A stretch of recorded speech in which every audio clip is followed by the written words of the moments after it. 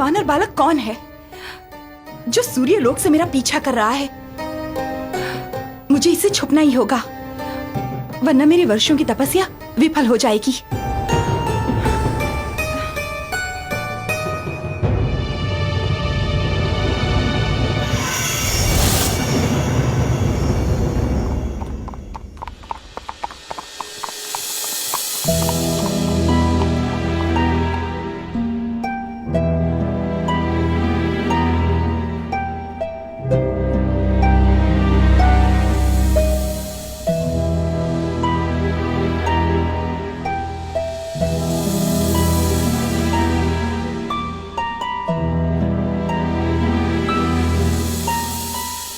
इतने घोड़ों के बीच में मैं उन्हें ढूंढूं कैसे?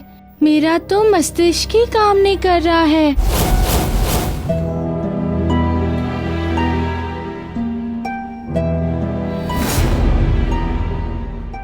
एक विधि है, सुना है तीव्र ध्वनि सुनकर घोड़े विदक जाते हैं।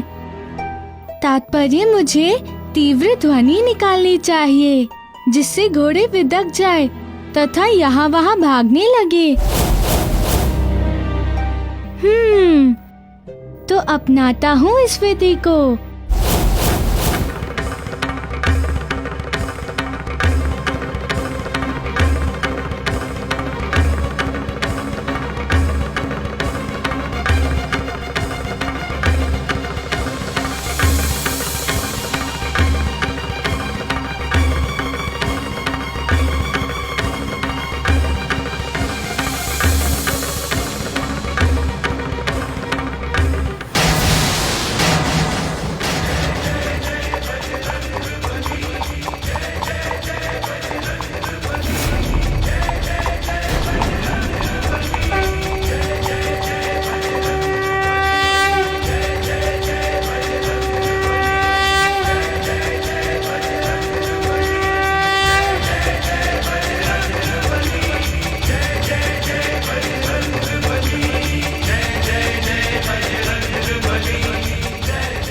देवी संज्ञा, कब तक आप स्वयं को छुपाती रहेंगी? अपने यथार्थ रूप में आइए। देवी संज्ञा, मैंने तो आपको उसी समय पहचान लिया था जब सूर्यलोक में बच्चों के साथ आपको खेलते देखा था। कारण स्वरूप बदलने से ममता का रूप परिवर्तित नहीं होता देवी।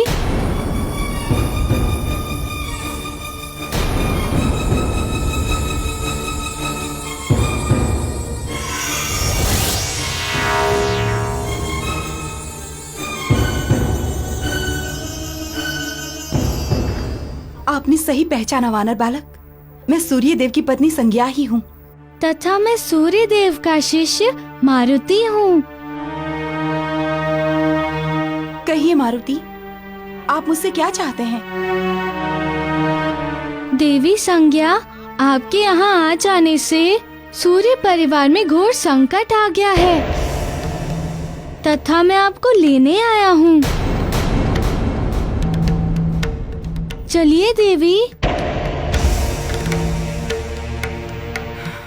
तुम मेरे संकट से परिचित नहीं हो मारुति। जब तक मेरे संकट के निवारण हेतु मेरी तपस्या पूर्ण एवं सफल नहीं हो जाती, तब तक मैं वापस नहीं जाऊंगी।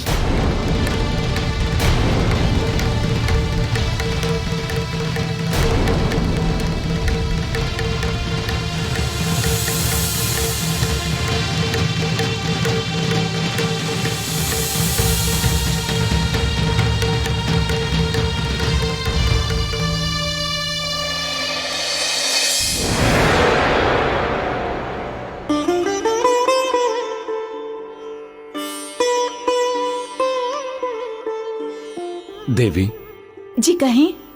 आपको याद है ना कि हमने हनुमान को अपने शिष्य के रूप में ग्रहण किया है शिक्षा हेतु? ज्ञात है। अतः अब उसका संपूर्ण उत्तरदायित्व हमारा है। यहां उसे किसी भी प्रकार का अभाव नहीं होना चाहिए।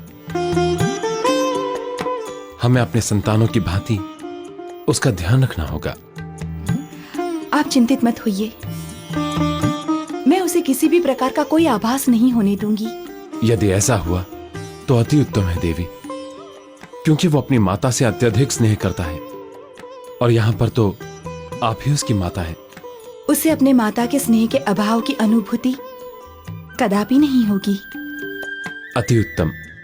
और हाँ, उसे लड्डू अत्यधिक प्रिय हैं। यदि आप सदैव आहार में उसे लड्डू बनाकर देंगी तो अच्छा होगा। जी स्वामी, मैं उसकी इच्छा, अनिच्छा, प्रिय अप्रिय सभी का ध्यान रखूंगी।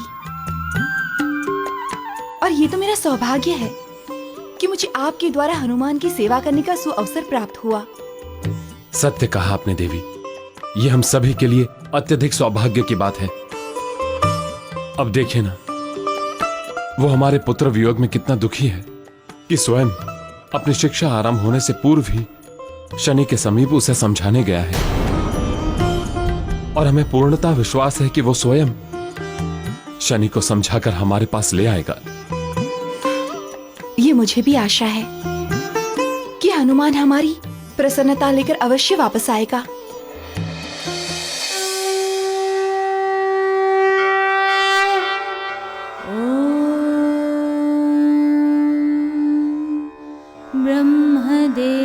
ब्रह्मदेवाय नमः। ओम ब्रह्मदेवाय नमः।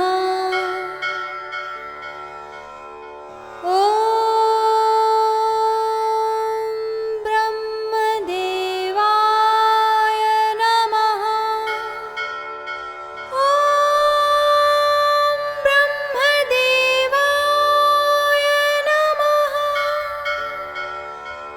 ओम ब्रह्मदेवाय नमः। ओम ब्रह्मदेवाय नमः।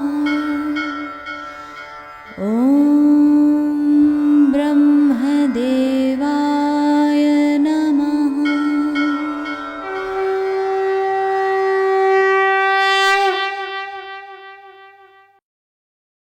देवी संज्ञा क्षमा करे। मेरा हृदय जो अनुभव कर रहा है, यदि वो असत्य नहीं है तो आपका मन विचलित है, तथा इस प्रकार के विचलित मन से की गई साधना कदापि लाभकारी नहीं होती। ऐसी तपस्या से जिससे संतान दुखी हो तथा पति भ्रम में हो, कोई फल प्राप्त नहीं होता देवी।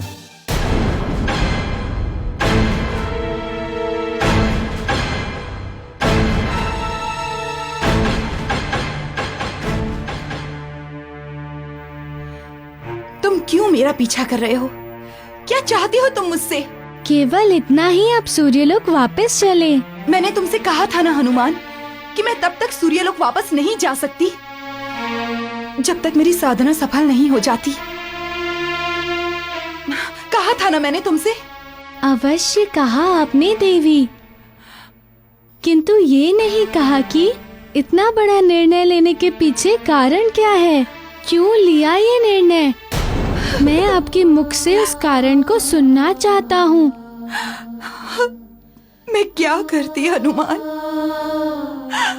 मैं विवश थी तथा विवशता में इस विकल्प के अतिरिक्त और कोई दूसरा दिखाई नहीं दिया। मेरे साथ भी यही घटित हुआ। इस विकल्प के अतिरिक्त मुझे कोई दूसरा मार्ग दिखाई ही नहीं दिया। परिस्थितियां इतनी जटिल हो गई थी कि मेरा पत्नी धर्म का निर्वाह करना कठिन हो गया था। मैं सूर्य देव का ताप सहन नहीं कर पा रही थी और यही मूल कारण है जो मैंने ये कठोर निर्णय लिया।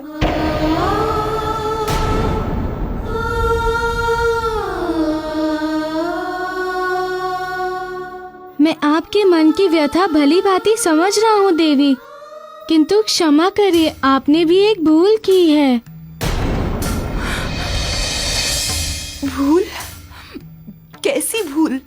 आपको अपने इस मन की व्यथा को, इस दुविधा को कम से कम सूर्यदेव से एक बार कहनी चाहिए थी। वार्तालाप एवं विचार विमर्श से समस्याओं का हल निकाला जा सकता है। संभव था यदि आप अपनी व्यथा की चर्चा करती तो वो कोई मार्ग ढूंढ निकालते। नहीं हनुमान, मेरी समस्या का अन्य और कोई हल नहीं है। समस्त द्वार बंद हो चुके हैं। यही कारण मैंने छाया का सृजन किया था और अपना स्थान उसे दे दिया। यही तो आपकी भूल है। आपने ये कैसे सोच लिया कि इस संसार में कोई किसी का स्थान ग्रहण कर सकता है? प्रत्येक जीव की नियति होती है देवी। प्रत्येक जीव का जीवन चक्र निर्धारित होता है देवी। छाया को अपना स्थान देकर आपने नियति के चक्र को खंडित किया है।